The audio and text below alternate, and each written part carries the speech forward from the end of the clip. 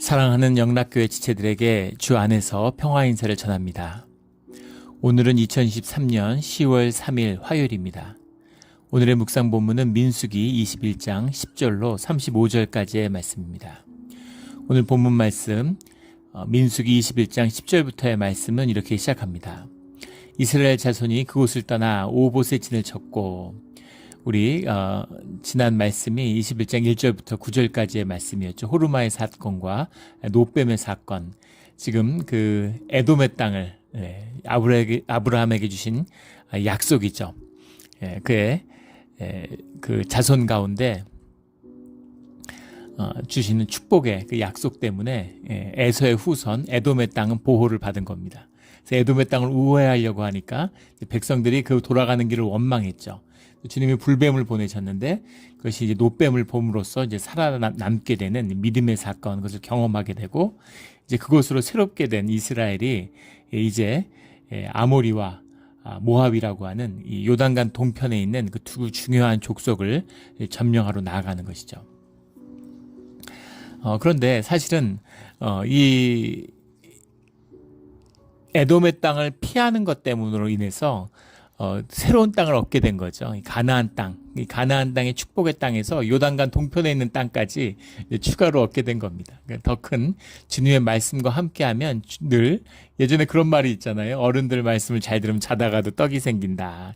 그런 이야기가 있는데, 그런 것처럼 주님의 말씀에 순종하다 보니까 이제 가나안 땅과 더불어 더 큰 땅을 이렇게 영토를 얻은 겁니다. 주님이 주신 땅으로 받았는데, 요단강 동편의 땅을 지금의 이스라엘도, 지금 이스라엘이 뭐 그렇게 군사력이 강하고 뭐 서방의 지지를 얻고 있고, 이렇게 사실 이스라엘이 아무리 뭐 전쟁을 잘하고 용감하다 하더라도 뭐 6.1 전쟁 이런 데 승리할 수 있었던 건 전부 이제 미국이 도왔기 때문이죠. 서방의 절대적인 도움이 있었기 때문입니다. 근데 그렇게 도움을 얻고 있어도 지금도 이 요단강 동편을 엄두도 못 내죠. 그런 것처럼 그 땅을 얻을 수 있었던 것, 이것이 얼마나 큰, 이 시대에 더 말해 뭐 하겠습니까? 이스라엘에서 나온 이 노예들, 이 사람들이 가나안 땅뿐 아니라 요단강 동편의 땅도 얻을 수 있었던 건 주님의 말씀에 순종하고 주님의 은혜가 함께했기 때문인 거죠. 이 주님의 말씀에 순종함으로 우리가 생각지 못했던 주님의 상급과 은혜가 늘 넘치는 우리 삶의 자리가 되기를 주의 이름으로 축원합니다. 그래서 에돔의 땅을 돌아서 우회해서 이제 요단강의 동편으로 올라가는 거예요. 그래서 오봇에 진을 쳤고, 오봇이라고 하는 말 자체에 이제 그런 의미가 잘 드러나죠. 오봇이라는 말이 이제 오브라는 말에서 왔는데, 오브라는 말에는 두 가지 뜻이 다 들어 있습니다. 하나는 이게 이제 물병, 이 어떤 바틀이죠, 영어로 하면 물병을 의미하는 의미가 들어 있습니다. 이 구멍이 뚫린, 구멍을 뚫다 이런 뜻이 있기 때문에 구멍을 뚫는다. 그래서 여기 이 오부 지역에 이제 석회암 동굴이 많았다는 거죠. 동굴이 많다는 겁니다. 동굴이 많다는 건 이제 땅이 석회암 지질로 돼 있다는 거죠. 굴파기가 좋은 거죠. 굴파기가 좋았다, 그런 의미에서 석회암 지대다라는 걸 이제 짐작할 수 있겠죠. 굴이 많이 뚫려 있는. 그리고 오브라고 하는 땅에는 이름 오브라는 말에는 그 네크로맨서, 그 점장이, 주술사라는 뜻이 들어 있습니다. 그러니까 아마 동굴을 파고 거기서 이제 무슨 제사를 지내고 점을 치는 사람들, 점장이들이 이 오봇 지역에 많이 살았을 것이다라고 짐작해 볼 수 있겠죠. 우리나라 이제 계룡산 같은 거 생각하시면 됩니다. 계룡산의 지기가 세고, 계룡산에 도사들이 많이 살잖아요. 뭐 세계에서 가장 뭐 지기가 강한 곳이다, 뭐 이렇게도 얘기하고, 그런 걸 느끼는 사람들이 있죠. 그곳에 사는, 그래서 오봇이라는 것이 이제 딱 봐도 이제 우상숭배의 땅, 아모리의 땅으로 이제 들어가고 있다라는 걸 볼 수 있는 거죠. 오늘 말씀을 보면 오봇에 진을 쳤고, 11쪽에 가면 모압 앞쪽 해돋는 쪽 광야 이에아바림에 진을 쳤고, 이렇게 갑니다. 이에아바림이라는 것은 이제 모압과 에돔의 경계죠. 그래서 에돔의 지경을 이제 벗어나서 모압 땅으로 들어가고 있다라는 걸 이제 볼 수 있습니다. 이에아바림에 진을 쳤고, 해돋는 쪽이라는 건 이제 요단강의 동편을 의미하는 거죠. 사막 쪽에서, 요단강 동편에서 해가 떠가지고 지중해 쪽으로 해가 지니까 이제 해돋는 쪽, 요단강의 동편을 의미하는 겁니다. 이에아바림의 진을 쳤고 거기를 떠나 세렛 골짜기에 진을 쳤고 세렛 골짜기라는 건 이제 그 와디의 강이라고 하죠. 세렛 강이라는 게 평소에 가면 없다가 이제 우기 때 생기는 우리 캘리포니아 생각하면 되시겠죠. 막 바싹 말라 있다가 우기에 비가 내리면 겨울철에 그때는 이제 강이 돼서 흐르는 세렛강에 진을 쳤고 딱 보면은 느낌이 오는 것처럼 지금 산악지대로 올라가고 있다는 걸 알 수 있습니다. 골짜기가 나오고 와디가 나오고 이런 산을 따라 가지고 쭉 이제 올라가기 시작하는 거죠. 13절에 거기를 떠나 아모리네 영토에서 흘러나오는 광야에 이르는 아르논강 건너편에 진을 쳤으나 아르논은 모압과 아모리 사이에 모압의 경계가 된 곳이다. 아르논이라는 말 자체가 이제 그 급류라는 뜻이 들어있습니다. 영어로는 뭐 roaring stream 이렇게 번역을 했는데 급류라는 뜻이 아르논 자체에 들어있어요. 그래서 이 급류라는 의미에서 이것이 골짜기였을 것이다. 그래서 아르논강이는 당연히 골짜기, 산의 골짜기 사이로 흐르는 강이겠죠. 그런데도 다른 뭐 해석도 있습니다. 아란이라는 말에서 왔을 것이다.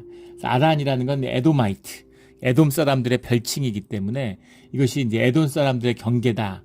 뭐 이런 뜻에서 왔을 것이다. 뭐 이렇게 뭐 얘기하는 경우는 있는데 에돔의 경계보다는 훨씬 북쪽에 있습니다. 그래서 이 급류를 의미하는 아르논이 맞지 않을까 이렇게 생각이 되는데 아르논강의 경계까지 도착을 한 것이죠. 그래서 아모리네 영토로 들어왔어요. 아모리네 영토는 이제 양분되어 있는 겁니다. 역사적으로 두 가지 갈래로 이게 이제 진행되고 있는데 북왕국이 있고 남왕국이 있는 거죠. 아모리네 북왕국은 오늘 본문에 나오는 이제 바산왕 옥이 다스리고 있는 것이고 남왕국 먼저 만나는 남왕국 헤스본의 남왕국은 시혼이 왕위로 다스리고 있는 겁니다.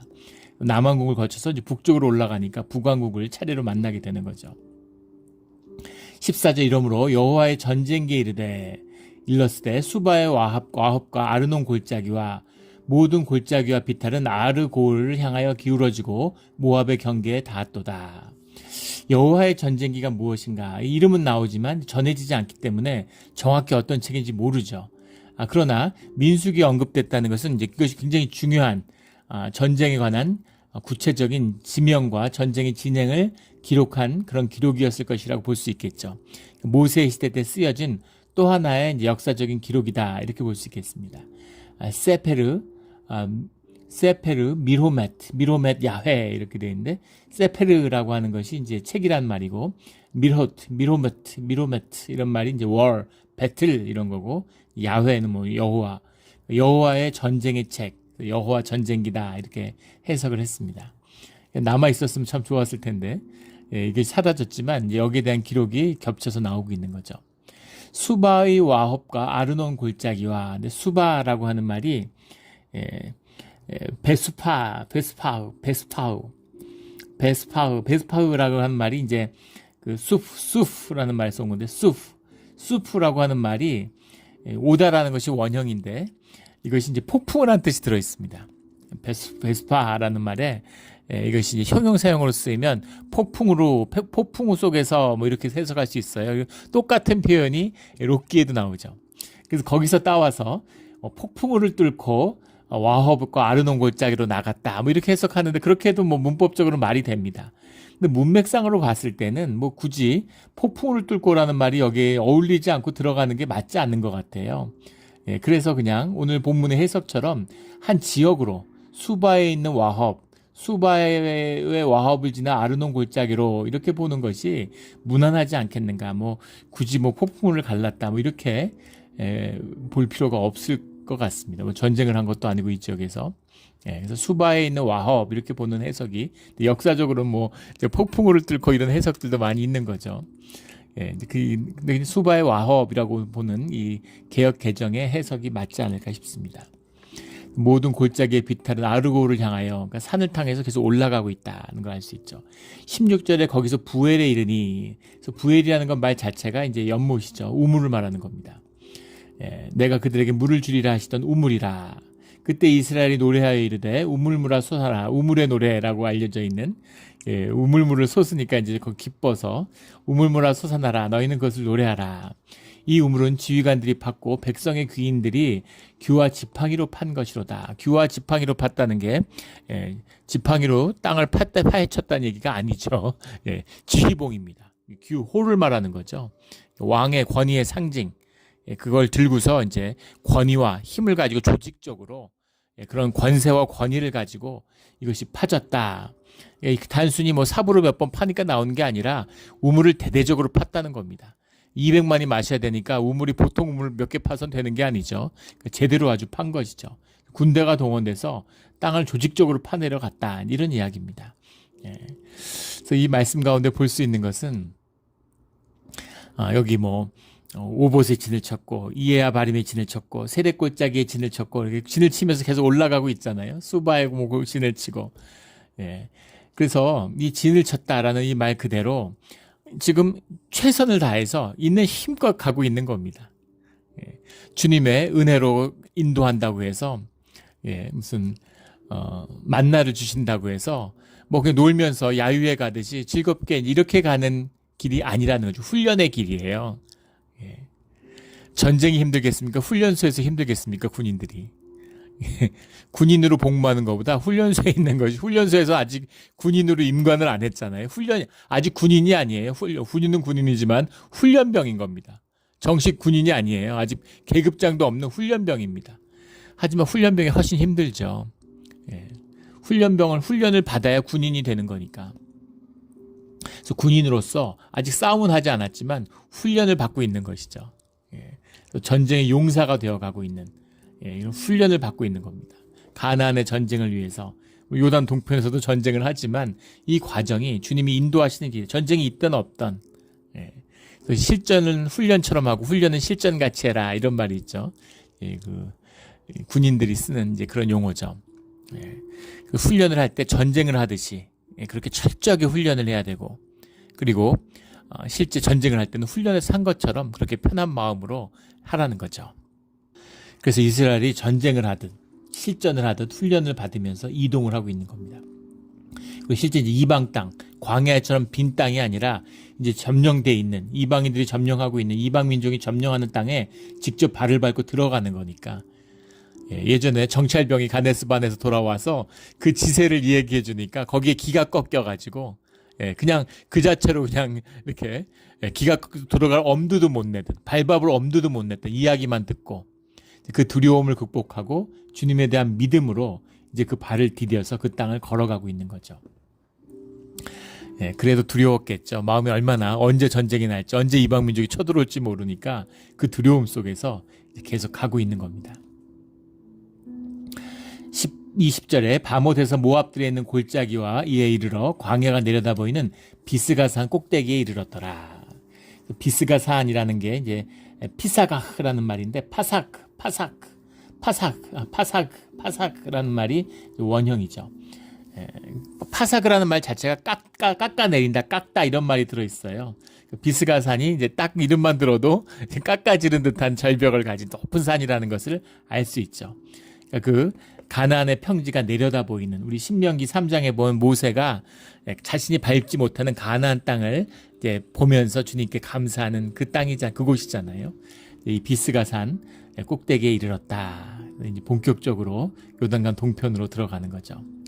21절에 이스라엘이 아모리 왕 시온에게 사신을 보내어 이르되 그래서 우리에게 당신의 땅을 지나가게 하소서. 우리가 밭에든지 포도원에든지 들어가지 아니하며 우물물도 마시지 아니하고 당신의 지경에까지 다 나아가기까지 왕의 큰 강으로만 지나가리다. 먼저 신명기 2장에 나오는 것처럼 평화를 한번 선포하는 겁니다. 그런데 시온이 그것을 듣지 않죠. 아모리는 주님이 가나안에서 이제 그 진멸해야 될 그런 민족으로 주님이 지목하신 곳이에요.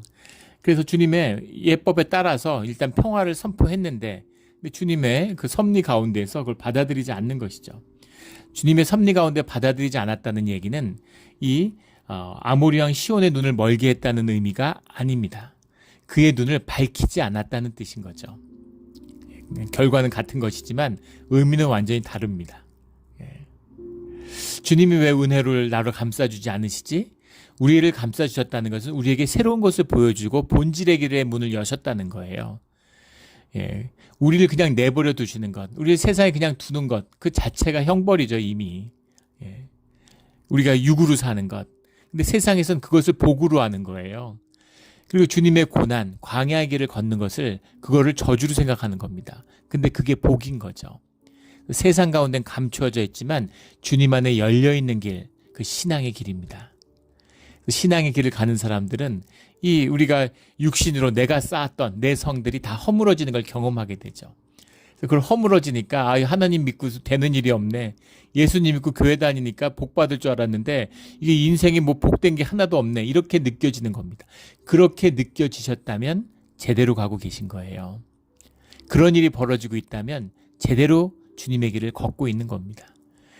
그랬는데 막 예수 믿으니까 막 도박해도 돈 따고 뭐 집 사니까 집값 오르고 뭐 이런 식으로 막 승승장구한다. 세상에 보고 다 가진 것 같아. 그렇다면 그건 뭔가 깊이 잘못된 겁니다. 한번 점검해 볼 필요가 있는 것이죠.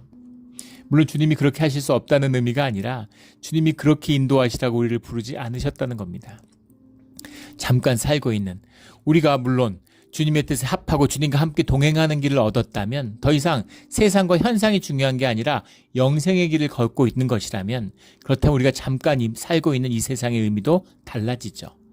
우리가 몸의 가치를 알지만 옷을 입잖아요. 그래서 옷을 깨끗하고 예쁘게 입는 것 중요한 것입니다. 그런데 옷이 난 줄 알고 옷에 몸이 들러붙었어요. 그래서 좋은 옷 입으면 내가 귀해지는 줄 알고 비싼 옷 입으면 내 삶이 높아지는 줄 알고 그렇게 옷으로 살아가는 껍데기로 살아가는 인생이라면 주님이 그 껍데기를 깨고 찢는 것이 인생을 구원하는 첫 번째 일이겠죠. 그런 의미에서입니다. 그런 의미에서 주님의 인도하심을 받아서 이제 광야의 길로 나가고 있는 것이죠.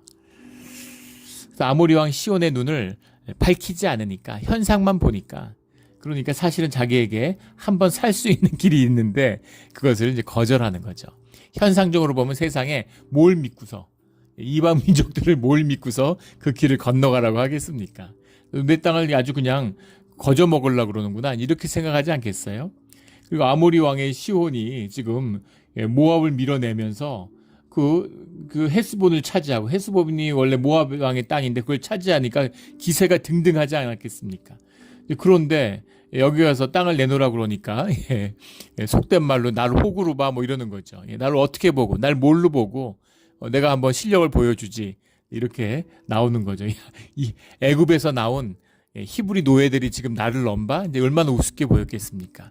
물론 야훼 신이 함께하고 있고 뭐 기적이 함께한다 이러지만 그런 말도 다 지어낸 말이지 뻥이지 니들이 뭘 하겠냐 이렇게 생각을 하겠죠. 그래서 이스라엘을 치기 위해서 전쟁이 나오는 겁니다.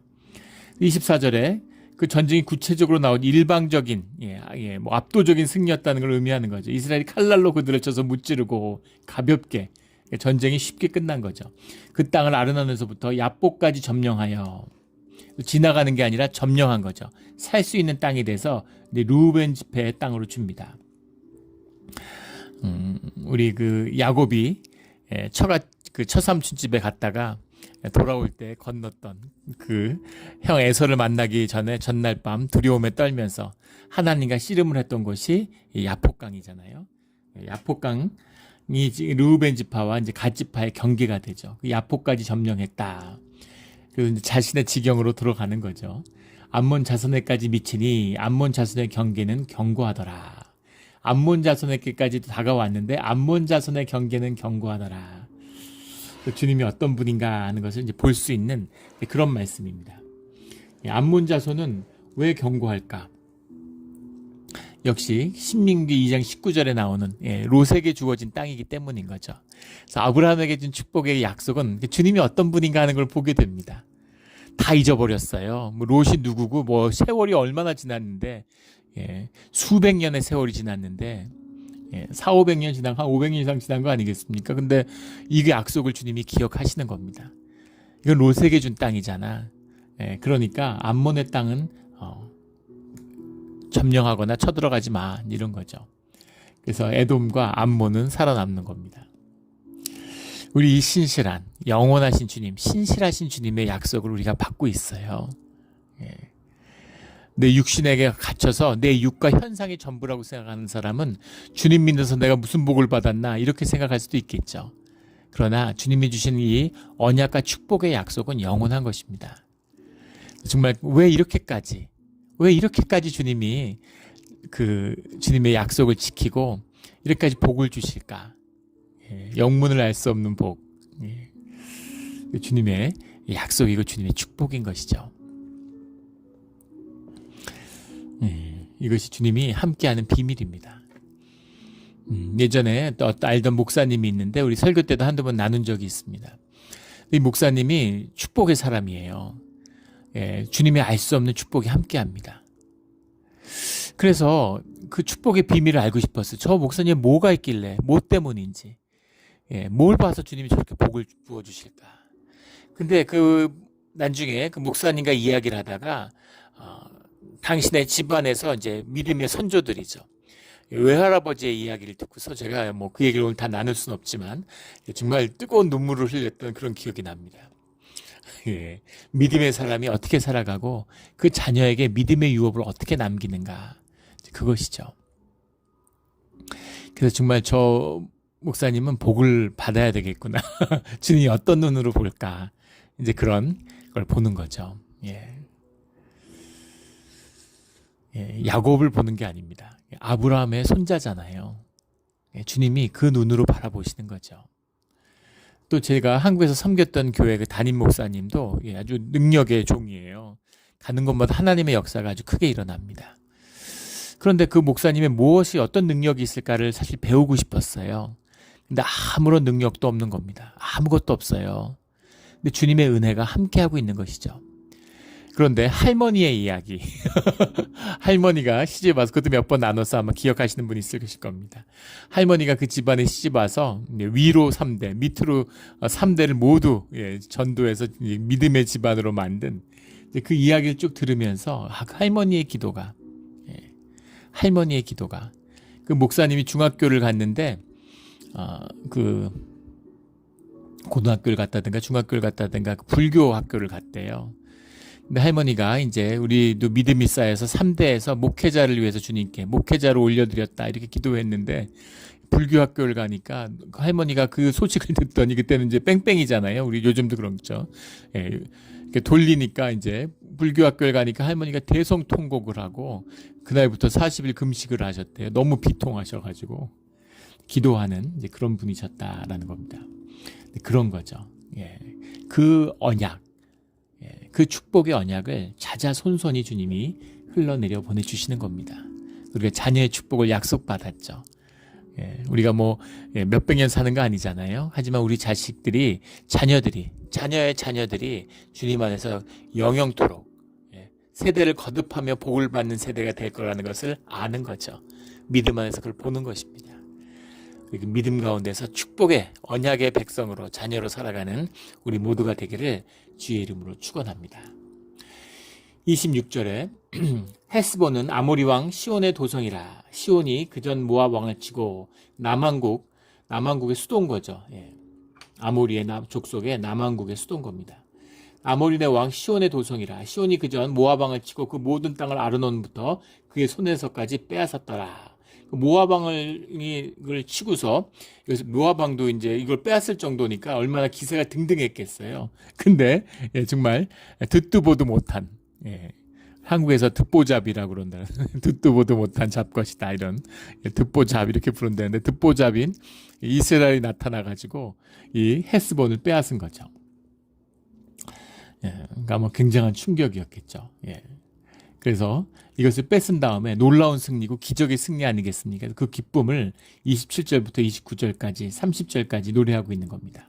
그러므로 시인이 읊어 이르되 함 모셸림이란 말인데, 모셸림이라는 말이 원형이 마샬이에요. 마샬이 우리 시편 잠언할 때 잠언의 프로버브입니다. 잠언, 이런 그 어떤 뭐라고 그럴까요? 그런 경계가 되는, 도움이 되는 그런 그 경구, 이런 것이죠. 단순한 노래가 아니라 믿음의 신앙의 고백이 들어있는, 신앙에서 경계를 하면서 교훈으로 삼을 수 있는 그 교훈의 노래다, 이렇게 볼 수 있겠습니다. 너희는 헤스본으로 올지어다 시온의 성을 세워 견고히 할지어다. 너희는 아모리인들을 얘기하는 거죠. 시인들이 한번 견고하게 세워봐, 헤스본에 한번 모여봐, 이런 얘기죠. 승리의 자신감이죠. 주님이 함께하니까 그래. 아, 너희 10,000명 모였어? 한 20,000명 모으지 그래. 30,000명 모으지. 지금 현상에서 내가 싸우는 거면 10,000명이나 모였네. 왜 이렇게 많이 모였지? 이렇게 돼야 되는데 주님이 함께 하시니까 현상이 아무 의미가 없다는 걸 아는 거죠. 조금 더 모아오지. 있는 대로 다 모아오지 그랬어. 그럼 더 좋잖아요. 한 번에 이기니까. 우리가 산으로 골짜기로 찾아다닐 필요 없이 다 모아봐. 한번 다 모아서 우리가 한 번에 정리할게. 이런 자신감이 들어있는 거죠. 그걸 노래하는 거예요. 성을 한번 견고히 세워봐. 그 대포가 발견될 때까지 성은 무너지지 않아. 대포가 발견된 다음에도 사실은 한동안 지금도 뭐 요새의 의미가 크잖아요. 지금 우크라이나 전쟁하는데 처음에는 러시아가 막 밀려나는 것 같다가 땅을 차지하고 요새화시키니까 지금 잘 버티고 있지 않습니까? 보급이 안 되고 견디고 버티는 것, 훈련이 안 돼도 진지를 파고서 버티는 것은 이제 잘할 수 있는 거죠. 보통 이제 전쟁 교리에서 공성을 위해서는 농성의 3배의 인원이 있어야 된다. 미니멈. 10,000명이 지키는 성을 공략하려면 최소한 30,000명은 있어야 된다는 거죠. 근데 성이 견고하고 안에 우물물이 나면 사실상 뭐 식량을 끊고 물을 끊기 전에는 점령할 방법이 없는 거예요. 이게 고대의 성입니다. 그런데 성을 견고히 하게 할지어다. 성을 한번 견고하게 세워봐. 그럼 우리가 어떻게 점령하는지 한번 보여줄게. 이런 거죠. 주님이 함께하는 자의 여유와 그런 자부심과 능력이 드러나는 것입니다. 이 노래가 우리의 노래가 되기를 주의 이름으로 축원합니다. 모압이 내가 화를 당하였도다. 그모스의 백성아 내가 멸망하였도다. 그러니까 아모스가 이 그모스의 백성아 하는 건 모압의 백성을 점령한 그 얘기를 하는 거죠. 그모스라고 하는 것, 그모스라는 게 이제 카마시라는 말인데, 카마시라는 말, 케모시라는 말인데, 케모시의 원형이 카마시죠. 카마시가 정복하다 이런 말이에요. 그러니까 정복자 이런 말인데, 그모스는 우리가 너무나 잘 아는 모압의 신의 이름이죠. 그 당시에는 고대에는 다 그렇잖아요. 민족이 됐다는 것 자체가 이제 우상 숭배로 모였다는 얘기예요. 자기들의 종교를 만들었다는 겁니다. 이게 사람들을 묶는 비밀이죠. 호모 사피엔스의 비밀이죠. 사람들이 너와 나와 무슨 상관이 있어? 핏줄이 섞였어? 근데 그들이 우리가 형제 자매야, 하나야. 우리가 당군의 후손이잖아. 일본 사람이나 한국 사람이나 유전적 구성이 똑같다는 거 아닙니까? 유전적으로 똑같은데 세상의 원수죠. 일본은 일본이고 한국은 한국이잖아요. 저는 이제 그런 생각을 하는데, 일본이 한국을 식민지배를 40년 했는데, 정확히 35년 했죠. 근데 400년을 해도 일본은 한국을 못 먹는다고 봅니다. 그런데 만약에 한국이 일본을 식민지배했으면 그러면 일본은 사라져요. 한국 민족으로, 한민족으로 통합됐을 겁니다. 그런데 유전적으로는 똑같아요. 근데 문화가 다르고 사고가 다르기 때문에 그 깊은 뿌리 속에서는 종교의 뿌리가 있는 거죠. 그런 것처럼 각자 이제 우상에 금고한, 우리는 이제 그모스의 후손이야. 근데 그모스는 가나안에 있는 우상 중에서 최악의 우상이지. 주님이 제일 싫어하는 게 그모스입니다. 왜냐하면 우리가 너무나 잘 아는 인신제사를 드리는 자식을, 아들을 갖다 인신제사를 드리는 이것이 이제 그모스 숭배죠. 바알처럼 이제 황금상이었다고 하는데 청동에 황금상을 세워서 그것을 이제 시뻘겋게 횃불로 달군 다음에 거기다 아이를 던져 넣는 그모스 숭배. 이것이 나중에 예루살렘에까지 들어오게 되죠. 최악의 우상, 이 그모스 숭배의 백성, 이 모압입니다. 모압을 아모리가 눌렀는데 너희가 아모리한테 망했구나. 우리가 아모리를 안에 왕 시온의 포로가 되게 했다. 우리가 그들을 쏘아서 우리가 아모리의 왕 시온을 쏘았다는 거죠. 야라라는 말인데 쏘았다라는 말도 되는데 활을 쏜다는, 던지다라는 뜻도 됩니다. 이 당시에 화살이라는 건 이제 굉장히 귀한, 요즘으로 하면 무슨 대륙간 탄도탄처럼 값비싼 그런 그 무기였고요. 돌 같은 걸 던지는 거, 새총 같은 데 돌을 쏘는 거죠. 이렇게 끈 같은 데 묶어서 돌려가지고 돌팔매질을 하는, 거기서 나왔다고 하는데 야라, 던지다. 우리가 그들을 던져버렸다 이런 겁니다. 우리가 황폐하게 하였도다라고 하는 헤스본의 승리를 노래하는 그 노래를, 승리의 노래를 부르는 거죠. 이스라엘, 이 아모린 땅에 거주하였더니 이게 르우벤 지파의 땅이 되고 갓 지파의 땅이 되는 거죠. 그래서 모세가 또 사람을 보내어 야세를 정탐하게 하고 그 촌락들을 빼앗고 그곳에 있던 아모리인들을 몰아내었더라. 33절에 그들이 돌이켜 바산길로 올라가매 바산왕 오기, 지금 아모리의 북왕국을 이제 정복하기 가는 겁니다. 바산왕 옥이라는 말이 이제 우상의 이름이었을 것으로 그렇게 추측합니다. 정확한 기록이 증명하는 기록은 없는데 그 당시에 이제 왕의 이름이라는 우상의 이름을 계속 물려받아서 쓰는 거죠. 오그라는 말인데 이 옥이라는 말이 이제 왕의 이름이고 우상의 이름이었을 것이다. 바산의 왕 옥, 그의 백성을 다 거느리고 나와서 그들을 맞아 에드레이에서 싸우려는지라. 이 가데스 반의 정찰 중에서 이스라엘 공포를 몰아넣었던 것이 바로 사실은 이 바산왕의 이제 영토죠. 르바임이라는 지역입니다. 이 바산이 르바임 땅에 있는데 르바임 족속이라는 것이 이제 용맹하고 체격이 크고 용사들의 땅으로 알려져 있는 이제 르바임이죠.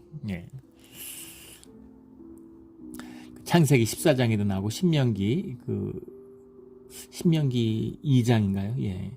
나오는 르바임의 땅, 여기 있는 바산왕의 왕을 깨뜨리고 무찔렀다라는 거죠. 34절 여호와께서 모세에게 이르시되 그를 두려워하지 말라. 내가 그와 그의 백성과 그의 땅을 내 손에 넘겼나니 너는 헤스본에 거주하던 아모리 왕 시온에게 행한 것 같이 그에게도 행할지니라. 주님의 말씀을 받았으니까 믿음으로 이긴 거죠, 이미. 그래서 말씀을 받으면 이미 성취된 겁니다. 그 프로페딕 퓨처 폼이라고 하는 것이 이제 히브리의 독특한 문법인데 주님의 말씀은 다 과거형으로 쓰여져 있습니다. 너희가 이길 것이다 이렇게 해석하는데 원형은 너희가 이겼다예요. 너희가 아프면 내가 고쳐줄 것이다가 아니라 너희가 아프면 내가 고쳤다입니다. 왜 과거형일까요? 주님 안에서 모든 일들은 이미 성취된 사건이기 때문이죠. 하늘에서 이루어진 사건이기 때문입니다. 그래서 우리는 현상에 있으니까 우리에게 이미 이루어진 게 주님 안에서 우리에게 이루어져 가는 것이죠. 주님이 우리를 축복하셨다라는 건 이미 성취된 거예요. 끝난 겁니다. 그래서 우리가 그 성취를 이제 맛보는 거죠. 누리는 것입니다. 그래서 그 축복이 우리 가운데 이루어지는 거죠. 이루어가는 겁니다. 하늘에서 이루어진 일이 땅에서 이루어지는 거죠. 우리가 현상에 사니까 그 세월을 아껴달라고 빨리 좀 맛보게 해달라고 기도하는 겁니다. 이거 우리의 또 강구고 육신의 강구죠. 또 주님께 기도하는 거예요. 또 그 기도를 주님이 향으로 예배로 받으셔서 주님이 그 뜻에 따라 주님의 뜻을 이루어 가시는 거죠. 이게 땅의 역사입니다. 땅의 역사는 본질은 아니지만 본질의 역사가 실제화되어가는 과정, 이게 역사죠. 이 역사의 섭리고 주님이 인도하신 뜻입니다. 그래서 주님의 말씀을 받았으니까 끝났잖아요. 주님의 말씀을 받았으면 주님의 말씀이 받지 않았으면 기다려야 됩니다. 준비 다 끝났는데 마음이 급해요. 우리 마음이죠. 욕심이 나니까. 된 것 같으니까. 그렇다고 함부로 나가면 안 된다는 걸 호르마에서 경험했죠. 기다리는 겁니다. 그래서 믿음의 사람들은 어떨 때 보면은 굉장히 뭔가 게으른 것 같고 뭔가 나태한 것 같고 자유의지가 없는 것 같고 이렇게 보이는 거예요. 근데 주님의 말씀을 받았다.